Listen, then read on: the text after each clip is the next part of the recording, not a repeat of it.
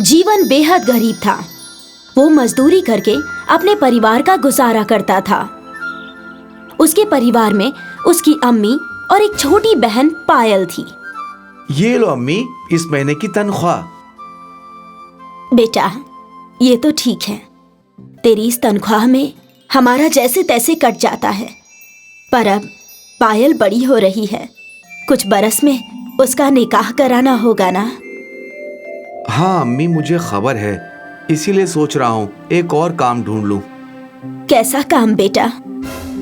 कल लल्लू मिला था, बोल रहा बाहुबली सेठ को रात को खेतों की निगरानी के लिए कोई आदमी चाहिए। मैंने उसे बोल दिया कि मैं कल से आ जाऊंगा। मगर बेटा, तू दिन भर इतनी मशक्कत करता है और फिर रात भर जागना कैसे होगा? सब हो जाएगा अम्मी, तुम फिक्र मत करो। अगले दिन जीवन ने दिन में मजदूरी और रात में निगरानी का काम शुरू कर दिया। वो बारिश का मौसम था। सुबह जब जीवन वापस अपने घर जा रहा था तो उसने देखा कि रास्ते में पानी भर चुका था और एक बूढ़ी औरत वहां खड़ी है। उस बूढ़ी औरत के हाथ में एक छाता था। क्या हुआ दादी जान? पानी भरा हुआ है, मैं कैसे आगे जाऊंगी? बस इतनी सी परेशानी, मैं तुम्हें आगे छोड़ देता हूँ, आओ। जीवन ने उस बूढ़ी औरत को गोद में उठा लिया और उसको रास्ता पार करवा दिया। शुक्रिया बेटा, तुम बहुत नेक दिल हो। तभी बादलों में जोर से गड़गड़ाहट हुई। बहुत तेज बारिश आने वाली है, तुम मेरा छाता ले लो। नहीं नहीं दादी जान, इसकी जरूरत नहीं, मैं चला जाऊंगा। ले लो बेटा, तुम्हें इसकी जरूरत पड़ेगी। मैं मोहब्बत से दे रही हूँ, ले लो। जीवन ने छाता लेने के लिए हाथ आगे किया और उसके चेहरे पे पानी की छींटें गिरने लगी। उसने ऊपर देखा। देखो दादी जान, छाता लेते ही बारिश शुरू। पर जैसे ही जीवन ने सामने देखा तो वो बूढ़ी औरत गायब थी। अब बस उसके हाथ में वो जादुई छाता था। दादी जान कहाँ गई? इतनी जल्दी कहाँ गायब हो सकती हैं? जीवन को समझ नहीं आ रहा था कि आखिर हो क्या रहा है। बारिश आती देख उसने वो छाता खोलने की सोची। जैसे ही उसने वो छाता खोला तो छाते के अंदर रोशनी ही रोशनी थी। छाता सोने की तरह चमक रहा था। ये क्या हैरत है। जीवन ने वो छाता बंद कर दिया और भागते हुए अपने घर आया। अम्मी, अम्मी, छोटी छोटी।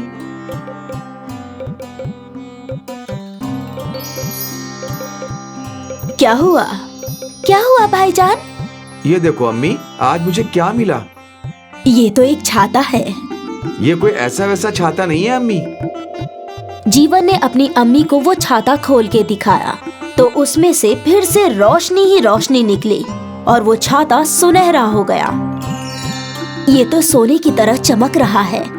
भाईजान, अंदर कुछ लिखा है, जो चाहोगे वही पाओगे। इसका मतलब क्या हुआ? मालूम नहीं, लेकिन फिलहाल मुझे बहुत भूख लगी है, बहुत सारा खाना चाहिए। ऐसा बोलते ही सोने के छाते में से खाने की चीजें गिरने लगी। ये देखकर तीनों चौंक गए। ये जरूर कोई जादुई छाता है। अब बोल कि तुझे सोने के सिक्के चाहिए। ठीक है, मुझे ढेर सारे सोने के सिक्के चाहिए। सोने के छाते में से सोने के सिक्कों की बारिश शुरू हो गई। सोने के सिक्कों की चमक देखकर तीनों की आंखें चौंधी आ गई। या अल्लाह, इतना सारा सोना! भाईजान, ये छाता आपको कहां से मिला? वो मैं घर लौट ही रहा था कि जीवन ने उन्हें उस बूढ़ी औरत के बारे में बताया और साथ ही बताया कि वो किस तरह से गायब हो गई। हम पर अल्लाह निगाहबान हो गया। ये देख बेटा, मैं सोच रही थी कि पायल का निकाह कैसे करेंगे, पर अब हमारे पास इतना सोना है कि हम पूरे गांव को बांट सकते हैं। ऐसा ही करेंगे अम्मी। जीवन ने अपने हाथ में एक मुट्ठी सोने के सिक्के अलग कर लिए। इतने हमारे लिए काफी हैं। बाकी के सिक्के गरीब गांव वालों को बांटकर उनका भी भला करेंगे। हाँ मेरे लाल। फिर क्या था, जीवन ने वो सोने के सिक्के गरीब गांव वालों को बांटना शुरू कर दिया। ये बात लल्लू ने बाहुबली को बताई। हाँ हुजूर, वो जीवन पूरे गांव में सोने के सिक्के बांट रहा है। कल तक तो वो खुद ही फकीर था, पैसों के लिए दर दर भटक रहा था। अचानक उसके पास इतना सोना कहां से आ गया? हो सकता है उसे हमारे खेतों में सोना मिला हो। हाँ, ऐसा ही हुआ होगा, पर उस सोने पर मेरा हक है, बस मेरा। तू पता लगा लल्लू, आखिर माजरा क्या है। बाहुबली ने लल्लू को जीवन पर नजर रखने के लिए भेज दिया। लल्लू ने देखा कि जब जीवन छाता खोलता है और सोने के सिक्के मांगता है तो उस छाते से सोने के सिक्कों की बारिश होती है।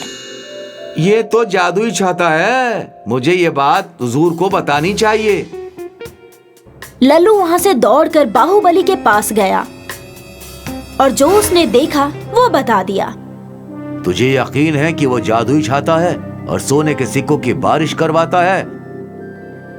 हाँ हुजूर, छाता खोलते ही सोने का हो जाता है और फिर सोने की बारिश होने लगती है।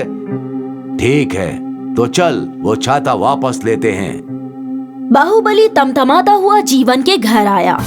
उस सोने के छाते पर बस मेरा हक है। और बाहुबली ने जीवन के हाथ से वो छाता खींच लिया, पर जैसे ही बाहुबली ने वो छाता खोला तो उसमें से बहुत सारा कीचड़ बाहुबली के चेहरे पर गिराया। तूने तो कहा था ये सोने का छाता है। ये ले जीवन, ले अपना सड़ा हुआ छाता। और लल्लू, आज तेरी खैर नहीं। नहीं नहीं हुजूर, नहीं हुजूर। बाहुबली लल्लू को पीटने लगा और वो दोनों वहां से चले गए। फिर जीवन ने वो छाता उठा लिया। लगता है इस छाते का जादू खत्म हो गया। अब हम किसी और की मदद नहीं कर पाएंगे। जीवन मायूस हो गया, पर फिर भी उसने छाता खोलने की कोशिश की और एक बार फिर वो छाता रोशनी से भर गया और सोने के छाते में बदल गया। अंदर फिर से कुछ लिखा है, सोने का छाता बस सोने के मन वालों को ही मिलता है, दूसरों की मदद करते रहना। तीनों खुश थे कि सोने के छाते से वो और लोगों की मदद कर सकते थे। जीवन के मन में दूसरों की मदद करने की मंशा थी, इसीलिए वो छाता सोने का छाता बनकर सोना देता था। और बाहुबली के मन में लालच था, इसीलिए सोने के छाते ने उसे कीचड़ दिया। इस कहानी ने हमें समझाया कि जैसी नीयत वैसी बरकत।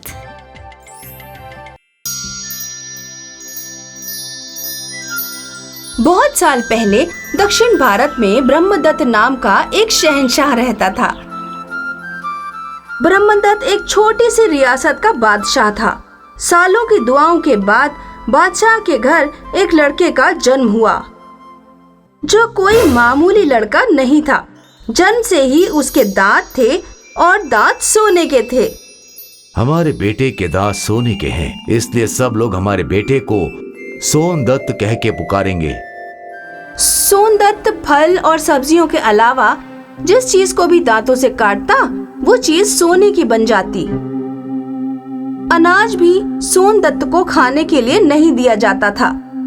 बादशाह के दरबार में कौशल और हीरामणि नाम के दो वजीर थे। जहाँ कौशल लालची और चापलूस था, वहीं हीरामणि ईमानदार और सच्चा था। हुजूर, शहजादे के जन्म के बाद जश्न में काफी खर्चा हो गया है। आपको रियासत के कारोबारियों से कर बढ़ाकर ज्यादा पैसे वसूल करने चाहिए। हाँ। नहीं महाराज, जश्न में खर्चा आपने अपनी खुशी से किया है। जश्न में हुए खर्चे की कीमत रियासत के कारोबारियों से वसूलना जायज नहीं है। और फिर हमारी रियासत में ज्यादातर छोटे कारोबारी हैं। अगर आप उनका कर बढ़ाएंगे तो उन्हें परेशानी होगी। तुमने बिल्कुल वजह फरमाया है हीरा मणि। हमने फैसला किया है कि हम तुम्हें मुख्य वजीर बनाएंगे। आज के बाद सभी वजीर तुम्हारे देखरेख में काम करेंगे। बादशाह ने हीरा मणि का पद बढ़ा दिया तो कौशल का खून खौल गया। बादशाह को अपने फैसले की कीमत चुकानी होगी। शहजादे सोनदत्त के आसपास कड़ा पहरा लगा रहता था, लेकिन कौशल ने चालाकी से सारे चौकीदारों को हटा दिया। सैनिकों, रियासत पर हमला हो गया है, तुम सब महल के बाहर पहुंचो। जब पहरेदार चले गए तब कौशल ने सोनदत्त को उठाया और उसे चुराकर श्रीलंका भाग गया। उस समय श्रीलंका में मयूर नाम का एक ताकतवर बादशाह राज करता था। कौशल ने बहुत बड़ी तादाद में धन संपत्ति लेकर सोनदत्त को श्रीलंका के बादशाह को बेच दिया। आपने इस लड़के को खरीद तो लिया है, लेकिन बड़ा होने पर इसे अपने असली अम्मी अब्बू की याद आ सकती है। हाँ, ये तुमने वजह फरमाया। बादशाह ने अपनी रियासत के तांत्रिक को बुलाया और अपनी परेशानी बताई। तांत्रिक ने तंत्र मंत्र से सोमदत्त की पुरानी याददाश्त बिल्कुल साफ कर दी। बस एक चीज का ख्याल रखना, इस लड़के को कभी मोहब्बत नहीं होनी चाहिए। अगर इसके अंदर मोहब्बत का मामला हुआ तो इसे अपना अतीत याद आ जाएगा। सोनदत्त राजा मयूर के यहाँ बड़ा होने लगा। सोनदत्त को लड़कियों से दूर रखा जाता था ताकि उसे मोहब्बत ना हो। रियासत में किसी को भी सोनदत्त से बात करने की इजाजत नहीं थी। सोनदत्त की तालीम का खास इंतजाम किया गया था। उसके किताबों में कोई मोहब्बत की दास्तान नहीं थी। बादशाह ने सोनदत्त के जादुई दांतों का खूब जमकर इस्तेमाल किया। रोजाना बड़ी बड़ी चीजों को सोनदत्त के दांतों से कटवाया जाता और उन्हें सोने में तब्दील कर दिया जाता। एक रोज सोनदत्त ने बादशाह से कहा, अब्बूजान, मैं महल में रहते रहते ऊब गया हूँ। मैं किसी कुदरती जगह पर रहना चाहता हूँ। तुम्हें कहीं जाने की जरूरत नहीं है बेटा, हम कुदरती जगह का इंतजाम यहीं पर करवा देते हैं। बादशाह ने तुरंत अपने रियासत के सबसे काबिल बागवान को बुलाया और सोनदत्त के लिए एक खास बगीचा तैयार करने का हुक्म दिया। जिस दौरान बागवान बगीचा तैयार कर रहा था, बादशाह को खास काम से विदेश के सफर पर जाना पड़ा। बादशाह सारा कामकाज अपने वजीर की निगरानी में छोड़कर सफर पर चला गया। बागवान कभी कभी अपनी बेटी को अपने साथ लाता था। वजीर ने इस बात को नजरअंदाज किया। उसे लगा कि शहजादा एक बागवान की बेटी पर तवज्जो नहीं देगा, पर वजीर को तो पता ही नहीं था कि मोहब्बत में अमीरी और गरीबी कोई रुकावट नहीं होती। एक दिन जब बागवान की बेटी गुलाब के फूलों को पानी दे रही थी तो शहजादा सोनदत्त उसके पास पहुंच गया और उससे बोला, क्या ये गुलाब तुमने उगाए हैं? हाँ। क्या नाम है तुम्हारा? मेरा नाम वसुंधरा है। क्या तुम मुझे गुलाब उगाना सिखाओगी?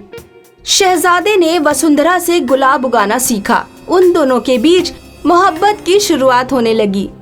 बादशाह मयूर जब वापस लौटा तो उसने सोनदत्त को बागवान की बेटी से बात करते हुए देखा। वजीर को बुलाया। ये सब क्या चल रहा है वजीर? मैंने तुमसे कहा था कि शहजादे को लड़कियों से दूर रखना। हुजूर माफ कीजिएगा, वो तो बागवान की बेटी है, शहंशाह को उससे मोहब्बत नहीं हो सकती। तुम निहायत ही मूर्ख हो। मोहब्बत अमीरी गरीबी का फासला नहीं देखता। बादशाह ने तुरंत ही चुपचाप वसुंधरा को शहर से बाहर भिजवा दिया। सोनदत्त रोजाना वसुंधरा का इंतजार करता, लेकिन वो नहीं आई। सोनदत्त जब बागवान से वसुंधरा के बारे में पूछता तो बागवान भी कोई जवाब नहीं देता। वसुंधरा अचानक गायब कैसे हो गई और उसके अब्बू कुछ बोलते क्यों नहीं? एक दिन शहजादे को गुस्सा आ गया। तुम कुछ बोलते क्यों नहीं? कहाँ गई तुम्हारी बेटी? अगर नहीं बोलोगे तो मैं तुम्हें कैद करवा दूंगा। बागवान रोने लगा। अरे रो क्यों रहे हो? बेटा, मेरी बेटी को आपके अब्बू ने शहर से बाहर भिजवा दिया है। मेरे अब्बू ने? लेकिन वो ऐसा क्यों करेंगे? इसका इल्म तो मुझे भी नहीं है बेटा। सोनदत्त तुरंत बादशाह मयूरदत्त के पास पहुंचा। अब्बू जान, बागवान की बेटी वसुंधरा कहाँ है? उसे आपने शहर से बाहर क्यों भिजवा दिया? तुम्हें उस लड़की से क्या लेना देना है? उस लड़की को छुआछूत की बीमारी है, इसलिए मैंने उसे शहर से बाहर भेजा है। झूठ मत बोलिए अब्बू जान, मैं उस लड़की से मिलके रहूंगा और सच्चाई मालूम करके रहूंगा। सोनदत्त जब वसुंधरा को ढूंढने लगा तो बादशाह ने सिपाहियों को उसे पकड़ने का हुक्म दिया, लेकिन सोनदत्त ने सैनिकों के हाथों पर दांतों से काटा और सभी सैनिकों को सोने का बना दिया। शहर के बाहर काफी ढूंढने के बाद उसे वसुंधरा मिल गई। दोनों की आंखों में मोहब्बत के आंसू थे। सोनदत्त को अपना बचपन याद आ गया। मुझे सब कुछ याद आ गया है। शहंशाह मयूर मेरे असली वालिद नहीं है। कौशल नाम का वजीर मुझे चुरा कर यहाँ ले आया था और उसने मुझे बादशाह को फरोख्त कर दिया था। सोनदत्त तुरंत वसुंधरा को लेकर वजीर कौशल के पास पहुँचा। वो अब शहंशाह मयूर की रियासत का सबसे बड़ा कारोबारी था। सोनदत्त कौशल को घसीटते हुए समुद्र तट तक ले गया और फिर जहाज से अपने वालिद ब्रह्मदत्त की रियासत वापस लौट गया। ब्रह्मदत्त अपने खोए हुए बेटे से मिलकर बेहद खुश हुआ। हमने तुम्हें बहुत ढूंढा बेटा, पर तुम हमें नहीं मिल पाए। ये सब इस वजीर कौशल की वजह से हुआ है। बादशाह ने कौशल को सूली पर चढ़ाने का हुक्म दिया और सोनदत्त से वसुंधरा का निकाह करवाया।